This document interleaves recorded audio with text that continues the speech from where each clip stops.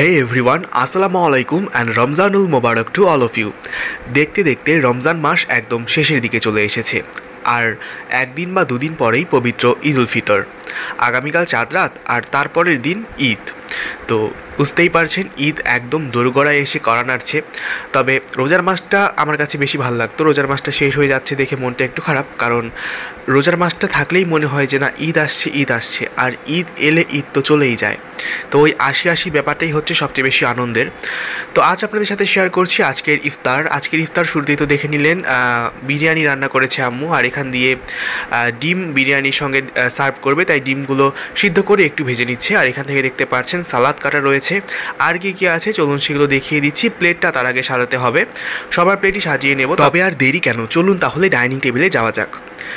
এই তো ডাইনিং টেবিলে চলে এসেছি। আমি আমার প্লেট শুধু নয়, সবার প্লেটই সাজিয়ে নিয়েছি, কিন্তু আমার প্লেটটাই আপনাদেরকে দেখাচ্ছি, কারণ আজান দিয়ে দিবে কিছুক্ষণের মধ্যে। সবাই যার যার প্লেট নিয়ে বসে পড়েছে, আর এই সময়ভাবে ভিডিও করাটা আসলে একটু টাফ হয়ে যায়, তাই আমি চেষ্টা করি আমার প্লেটটাই আপনাদের সঙ্গে শেয়ার করার জন্য, কারণ সবাই রোজা রেখে ওয়েট করছি ইফতারের জন্য। তো এই সময় কাউকে বিরক্ত না করাই ভালো।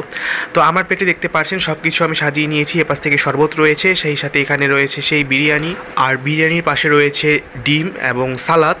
আর সালাদের পাশে দেখতে পাচ্ছেন খেজুর রাখা আছে, বুন্দিয়া রাখা আছে, আর রাখা আছে ডালের বড়া, পেয়ারা, তারপর ছোলা। আর এদিক থেকে দেখতে পাচ্ছেন এটা হলো বেগুনের পাকোড়া। তো এই সব কিছু আমাদের বাসাতেই তৈরি করা, এমনকি যে এই বুন্দিয়াটা দেখছেন সেটাও স্বপ্ন থেকে যে ড্রাই বুন্দিয়াগুলো থাকে সেগুলো নিয়ে এসে বাসায় হচ্ছে আম্মু সেটা চিনির শিরার মধ্যে এবং গরম মশলা দিয়ে একটু জাল করে নেয়। তো এই তো তারপর একদম কেনা বুন্দিয়ার মতো হয়ে যায় সেটা। আর এদিক থেকে ইফতার শেষ করে চা বানাচ্ছি। চা শুধু আমার জন্যই আমি বানাচ্ছি, কারণ চাটা শুধু আমিই খাবো, তাই আমার একজনের জন্য যতটুকু প্রয়োজন ততটুকুই আমি বানিয়ে নিচ্ছি। আর আমি লাল চা বানাচ্ছি, কারণ আমি দুধ চার থেকে লাল চাটা খেতে বেশি পছন্দ করি।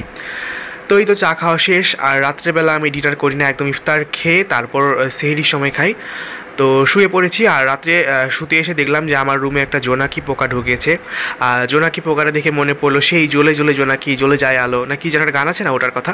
যাই হোক, আজকের ভিডিওতে আপনাদের সঙ্গে এতটুকুই শেয়ার করলাম। দেখা হচ্ছে আপনাদের সাথে নেক্সট ভিডিওতে। সে পর্যন্ত সবাই ভালো থাকবেন, সুস্থ থাকবেন, সুন্দর থাকবেন।